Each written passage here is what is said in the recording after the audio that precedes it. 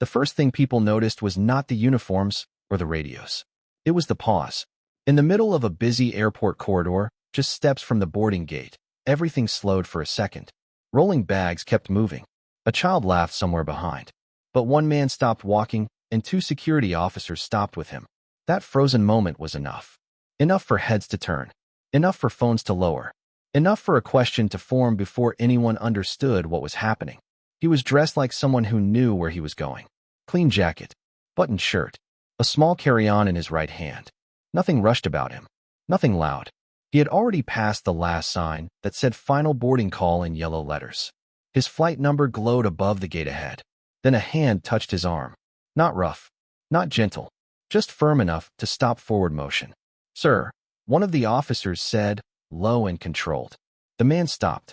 He did not pull away. He did not look surprised. He turned his head slightly, enough to acknowledge the voice, then faced forward again.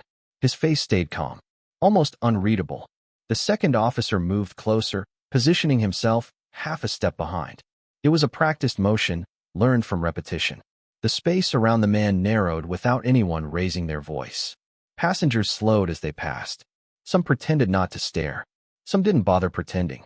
The corridor felt tighter now, like the air had changed. "What's going on?" someone whispered near the coffee stand. The man said nothing. The officer glanced at his badge, then at the boarding gate, then back at the man's face. "We need you to come with us for a moment." No explanation. No accusation. Just procedure. The man nodded once. A small motion. He shifted his bag from one hand to the other and followed when the officer guided him a few steps away from the main flow of traffic.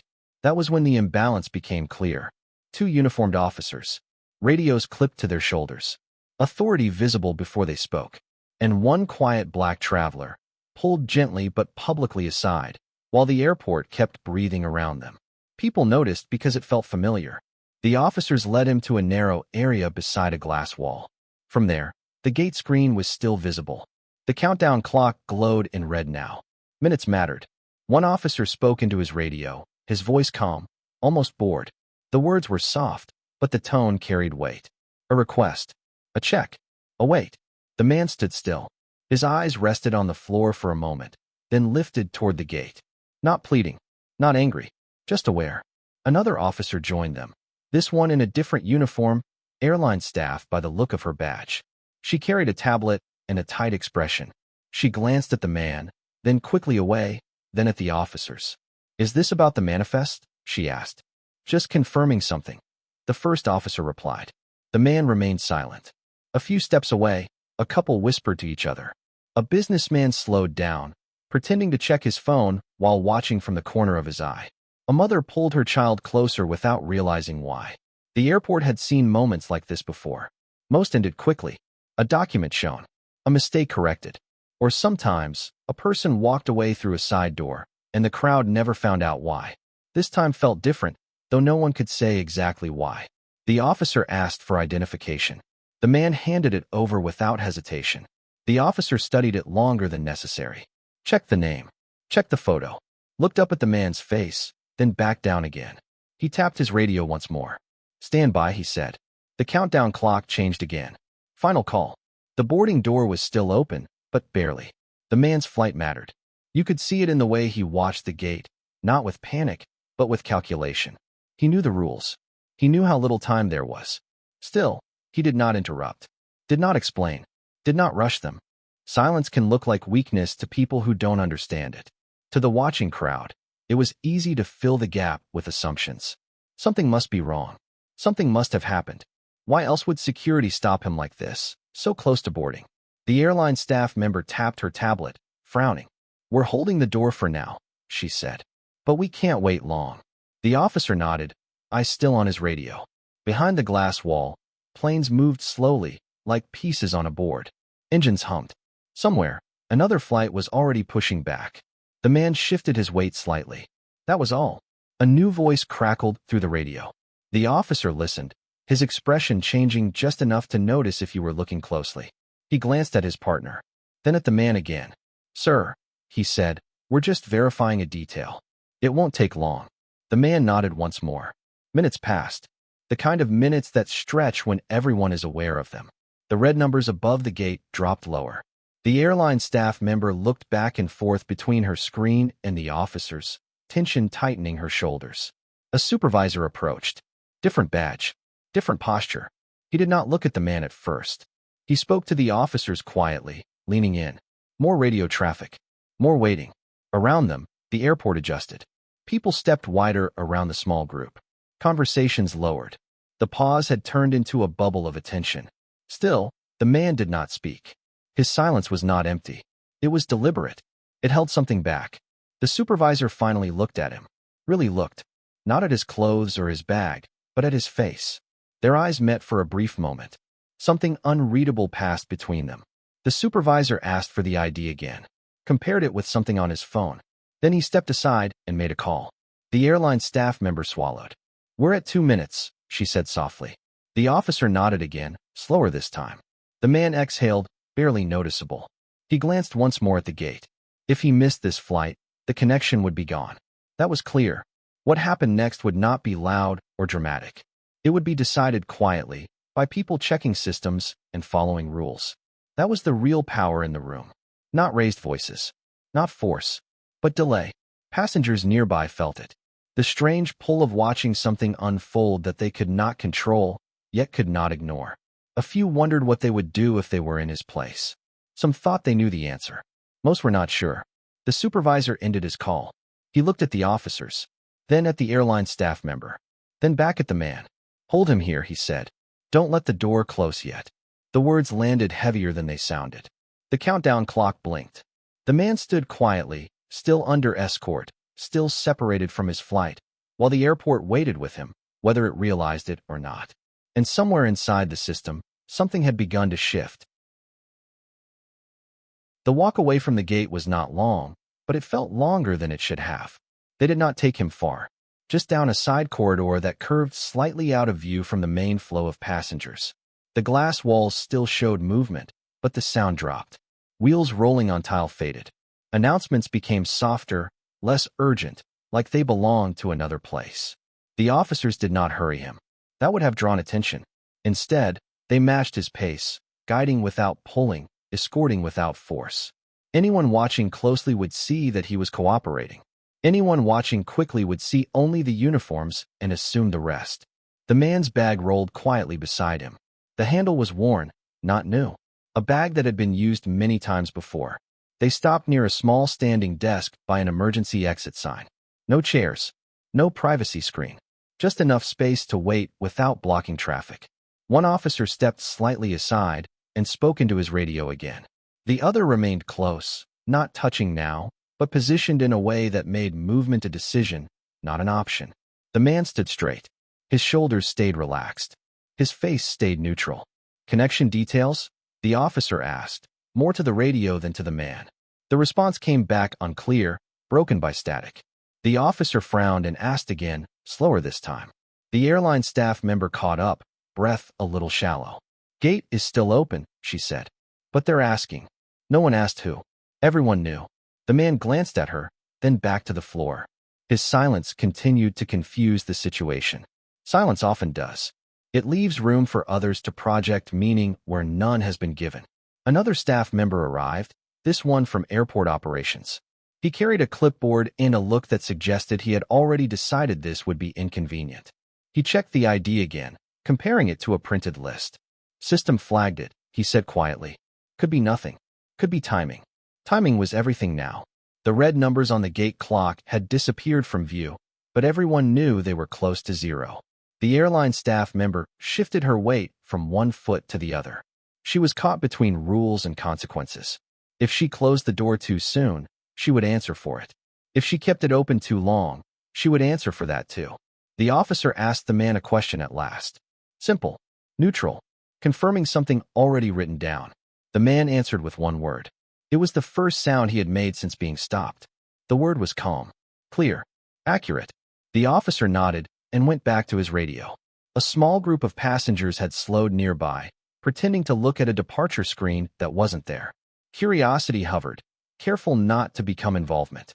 Airports teach people how to watch without engaging. A supervisor from security approached again, this time with a tablet instead of a phone. He stood slightly apart, scanning information that only he could see. His face showed concentration now, not suspicion. "Hold," he said into his own radio.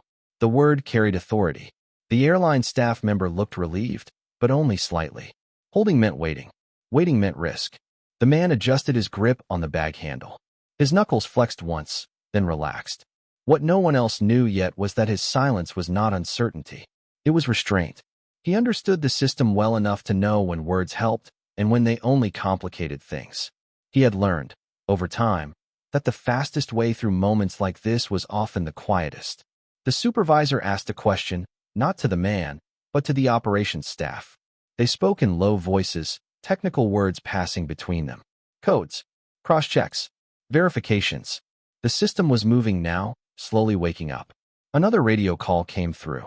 This one made the first officer straighten slightly. He looked at the supervisor, then back at the man. "We need a few more minutes," he said. The airline staff member hesitated. "We don't have a few minutes." The supervisor met her eyes. "You do." That settled it. She turned away and spoke into her headset, her voice controlled but tight. Somewhere down the corridor, the gate door stayed open. The man closed his eyes briefly. Not in relief, not in frustration, just a pause. A breath taken and released. Around them, the airport continued as if nothing unusual was happening. A cleaning cart passed. An announcement echoed about a delayed flight to another city. Life moved forward in parallel. But here, time had narrowed. The supervisor finally addressed the man directly. "Sir, just so you know, we're working through a discrepancy. It should resolve shortly." The man nodded. He did not ask what the discrepancy was. He did not explain himself. He trusted the process more than the people watching him. That trust was not blind. It was earned, slowly, through years of learning how power actually moved in places like this. Another radio crackle. This one longer. The supervisor listened, his expression shifting again. This time, his eyes widened just slightly. He turned his tablet toward the officer beside him. They exchanged a look. Not alarmed. Not angry. Curious. The operations staff member leaned in. "Is that," he started, then stopped himself. The supervisor raised a hand, signaling patience. The airline staff member's headset beeped. She listened, then pressed it tighter to her ear. Her posture changed. The tension in her shoulders eased, replaced by something else. Confusion, maybe, or anticipation. The man noticed this, noticed the shift. He did not react. The supervisor made another call, this one more deliberate. His voice was respectful now, careful with each word. "Yes," he said. "I see it. We're with him now. With him." The phrase changed the tone without anyone saying it out loud. A few feet away, one of the watching passengers quietly stepped back, suddenly aware of how close they had drifted. Another checked their phone again, this time actually reading something. The supervisor ended the call and looked at the man for a long moment. Longer than before. "Thank you for your patience," he said. The man met his eyes, gave a small nod. The system was still turning, but it was turning in a different direction now. What had begun as a stop was becoming something else. Not a release yet, not an apology, but a reassessment. The power in the space shifted subtly. Still controlled, still quiet, but no longer one-sided. The supervisor spoke into his radio one last time. "We're clearing it," he said. "Stand by." The words were simple, but they carried weight. Somewhere behind them, a gate agent announced boarding for another flight. Somewhere ahead, a door remained open longer than policy preferred. And the man, still standing under escort, still saying almost nothing, waited as the system finally began to catch up to the truth it had paused in front of. Time stopped being measured in minutes and started being measured in glances.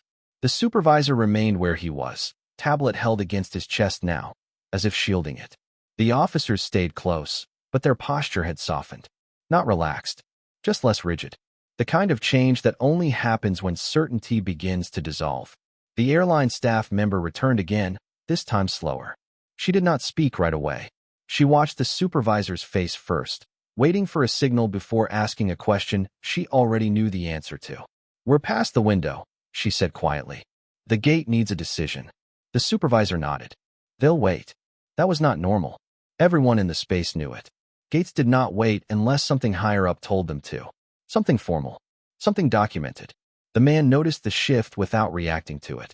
His eyes moved less now. He no longer checked the gate or the corridor. He focused inward, steadying his breathing, letting the system do what it needed to do. He had learned long ago that moments like this tested patience more than innocence. Another officer approached, younger than the rest. He held a printed page and looked unsure where to stand. He handed it to the supervisor, who scanned it carefully. His thumb paused on one line longer than the others. "Run it again," the supervisor said. The officer nodded and walked away. The watching passengers had thinned out, curiosity giving way to schedules. Still, a few remained at a distance, drawn by the feeling that something unresolved was happening just out of reach. The airport had that effect on people. It made them sensitive to delay, alert to disruption. The airline staff member shifted closer to the man, then stopped herself. "Sir," she began, then paused. She seemed unsure whether speaking directly was allowed. The supervisor gave a small nod. "I just want you to know," she said, keeping her voice low, "your bag is already scanned. That part is clear." The man acknowledged her with a slight nod. He did not thank her. He did not ask what wasn't clear. He accepted the information as it was offered. The supervisor stepped aside again, making another call. This one took longer. His tone was careful, almost respectful. He listened more than he spoke. When he did speak, it was to confirm details, not to explain. "Yes," he said. "That's correct. Same person." The word person hung in the air longer than it should have. The man stood with his hands resting lightly on the bag handle. If someone were watching closely, they might notice the faint mark on his wrist where a watch had been removed earlier that morning. A security habit. A personal one. He had prepared for this day carefully, knowing travel always came with friction. The supervisor ended the call and looked around, as if suddenly aware of how public the space still was. He gestured slightly, and one of the officers adjusted position, creating a clearer boundary. "We'll need a few more minutes," the supervisor said, not to anyone in particular. The airline staff member exhaled through her nose, then nodded. She turned away and spoke into her headset again, her voice steady now. Whatever she was being told on the other end, it was not an argument anymore. The system was no longer questioning whether something was wrong. It was questioning what it had assumed. Another radio call came in. This time, the supervisor smiled faintly before catching himself. He straightened his face, aware of the eyes around him. "Send it through," he said. The officer beside him raised an eyebrow. "All of it?" "Yes," the supervisor replied. "All of it." The man felt the change before he heard it. Not relief. Not victory. Just a release of pressure, like a room where the air had been tight finally opening a window. Still, nothing had been said to him. No explanation. No apology. No acknowledgement yet of what this delay had cost him. That silence mattered. There is a moment, when you are watching something like this happen to someone else, when you quietly ask yourself what you would do in their place. Would you speak up? Would you demand answers? Would you stay calm? Or would you let the weight of being watched push you into reaction? If this moment feels familiar, or uncomfortable, or too real, it might be because you have been close to it before. Stories like this are not loud. They survive because people recognize themselves in the quiet choices being made. If this story is making you pause, even briefly, that pause matters. And if you believe moments like this deserve to be told honestly, without shouting or shortcuts, your support helps them keep existing. Sometimes that support is as simple as letting others know you were here, that you felt something, that you thought about what you would have done.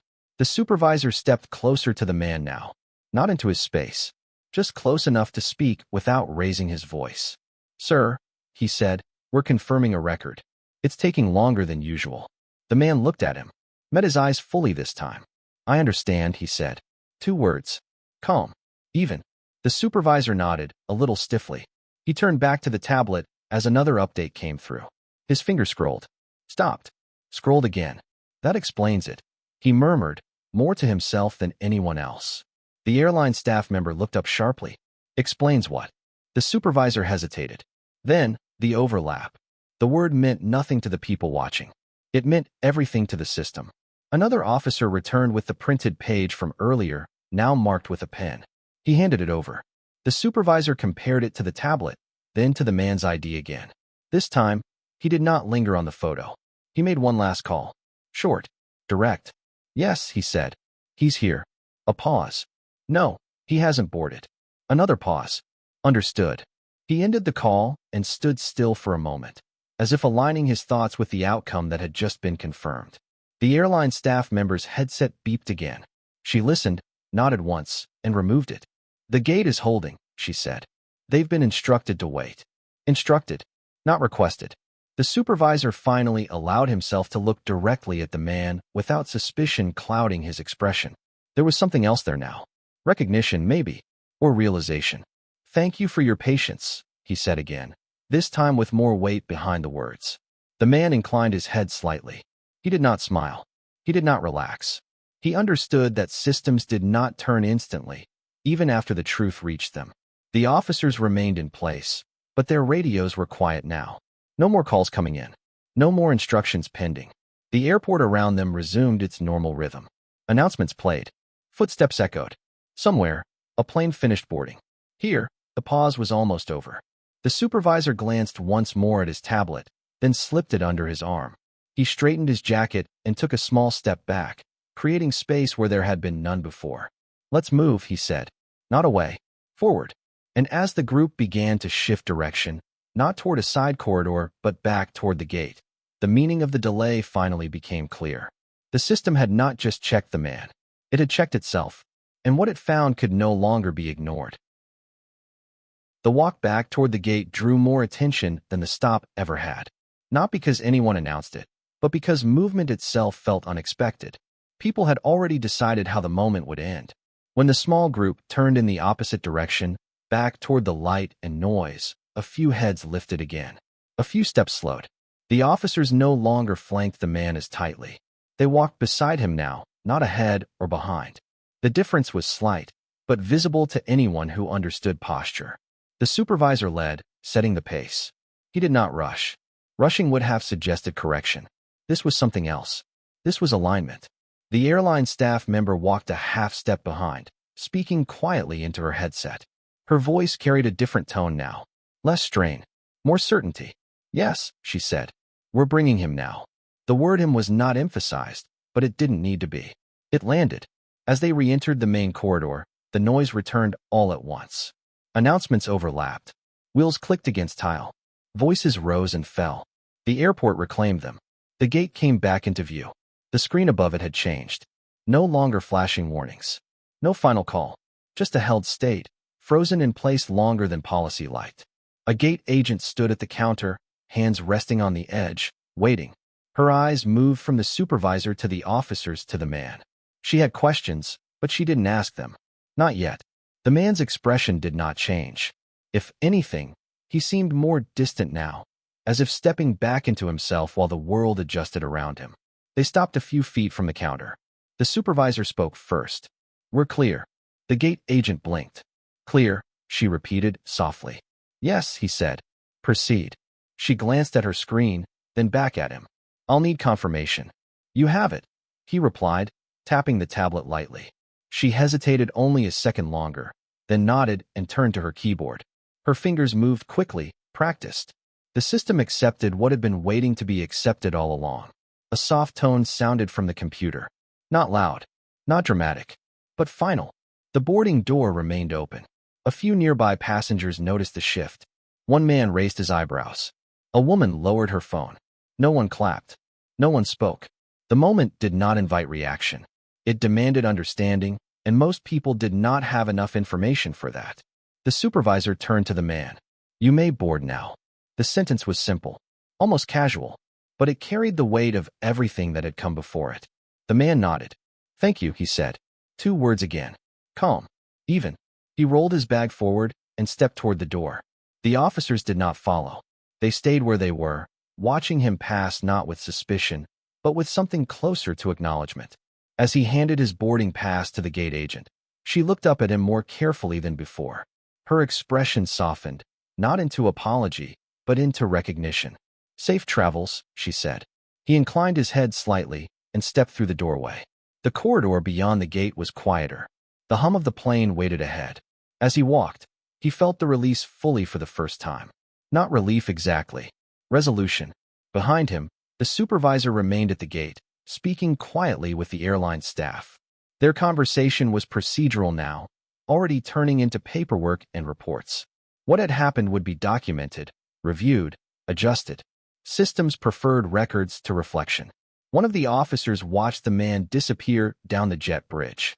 He shifted his radio on his shoulder and exhaled. "Good catch," the younger officer said quietly. The supervisor did not answer right away. He watched the boarding door close gently behind the last passenger. "Yes," he said at last. Eventually, the word carried more meaning than it seemed to. Inside the plane, the man found his seat without drawing attention. He placed his bag overhead, sat down, and buckled his seatbelt. Around him, passengers settled into their own small routines, unaware of how close the flight had come to leaving without him. A flight attendant passed and paused. "Everything okay?" she asked, routine and kind. "Yes," he said. She smiled and moved on. As the door closed and the plane prepared to push back, the man leaned his head against the seat for a moment. His eyes closed briefly, not from exhaustion, but from the quiet after strain. The kind of quiet that comes when you have held yourself together long enough for the world to catch up. Outside, through layers of glass and policy, the airport returned to normal. Another boarding call began. Another passenger hurried. Another system flag waited to be resolved. What lingered was not the delay, but the recognition. Not everyone noticed it. Most never would. But for those who had watched closely, something had shifted. They had seen how power moved when it chose to slow down instead of push forward. How silence could hold space long enough for truth to surface. The man did not look back as the plane began to move. He had no need to. What mattered had already happened. Not a scene. Not a confrontation. Just a correction. Quiet. Earned. And carried forward into a sky that did not know how close it had come to being missed. The plane lifted gently, as if nothing unusual had happened before it ever reached the runway. From the window, the airport shrank into patterns of light and concrete. Lines and rules and systems became abstract from this height. What had felt heavy an hour ago now looked small, almost orderly. The man watched it for a moment, then turned his gaze forward. Around him, people settled into the rhythm of travel. A screen flickered on. A tray table dropped. Someone asked for water. The world continued without pause, the way it always did. Only he carried the weight of what had almost happened. Not the fear of missing the flight. That was gone now. What lingered was the familiar awareness of how easily a moment could tip the other way. How close silence and assumption could come to deciding someone's path for them. He had learned, over time, to carry that awareness without letting it harden him. It was not bitterness that kept him quiet. It was discipline. He understood systems because he had worked within them long enough to know that reaction often delayed truth. Patience, when earned and chosen, could move things faster than protest ever would. The seatbelt sign chimed off. A flight attendant passed again, offering a drink. He declined with a small shake of his head. He did not need anything. As the plane leveled out, he allowed himself to think back through the sequence. Not to replay it with anger or relief, but to place it where it belonged. As another data point in a life shaped by preparation. He thought about the first officer's hand on his arm. Firm. Neutral. Thought about the countdown clock above the gate.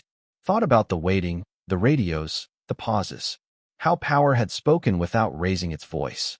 And how, in the end, it had listened. Back at the airport, long after the plane had gone, the system continued its work. Reports were filed. A discrepancy was corrected. A flag was adjusted so it would not trigger the same way again. No announcement was made. No meeting was called to reflect on what the moment meant. But small changes still mattered.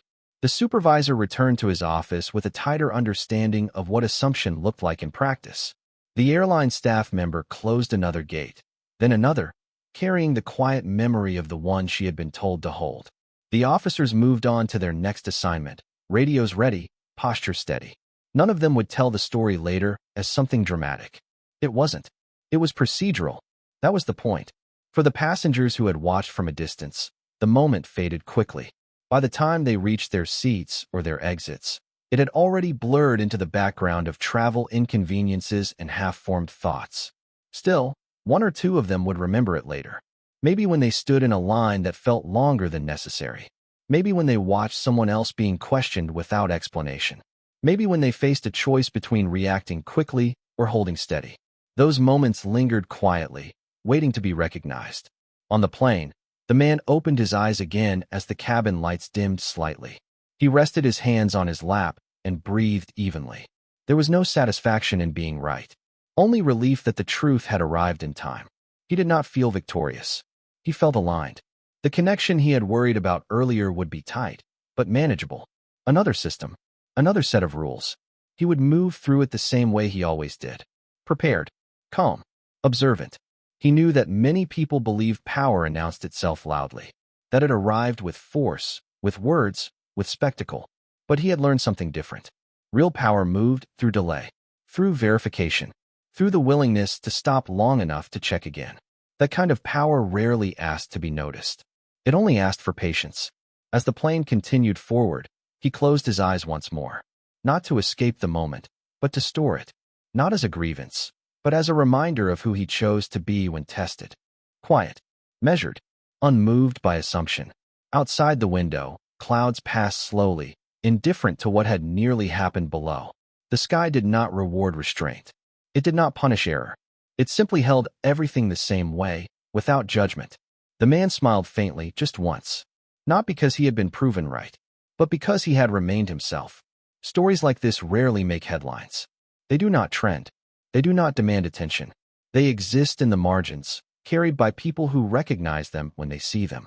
If this story stayed with you, even for a moment, it may be because you've stood in a quiet test of your own, or watched one unfold, or wondered what you would do if silence were your only choice. If it resonated, let that matter. These stories continue only when people choose to acknowledge them, when they choose to pause, to reflect, to support the telling of moments that don't shout but still shape us. If you felt something here, take a second to like the video so it reaches others who might need it. Subscribe if you believe quiet, honest stories deserve space. And share your thoughts in the comments. What would you have done in that moment? Your voice, when chosen thoughtfully, carries more weight than you might think, just like his did, even when he said almost nothing at all.